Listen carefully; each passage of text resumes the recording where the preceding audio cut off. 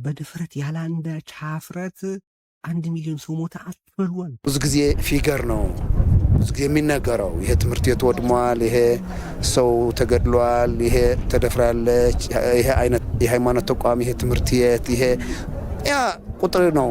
ይሄ ኦኬ፣ እሱ ለእንትን ሊጠቅም ይችላል። ከአንድ ሚሊዮን ያለቀ ማስረጃ የለው፣ ጥናት የለው፣ ለማስፈራሪያ ነው። ተጨፍጭፈናል ለማለትም አይደለም። አመራሩ አስጨርሰ ይላል። አመራር ለመምታት ስልጣን ለመያዝ የማይሰራ ነገር የለም። ኣብ ክንዲ ህዝቢ ሞራል ክገብር ምግባር ነቲ ህዝቢ ሞራሉ ዝቀትል ወፍሪ ወግሐ ፀብሐ ሚድያ እንዳወፁ 1 ሚሊዮን ህዝቢ ተወዲኡ ሰው እያለች ያለችው 1 ሚሊዮን ሰው ሞተ መባሉ አመራሩን ስለሚያስወቅስ ለሌላ ጦርነት የሚደረግን ዝግጅት ስለሚያሰናክል መባል የለበትም። ለ1 ሚሊዮን ሰው መሞት ግድ የሌላት ሴትዮ ለ3 ሚሊዮን ሰው መሞት ግድ ይኖራታል ብላችሁ ትገምታላችሁ? ምን አይነት ፍጥረቶች ናቸው?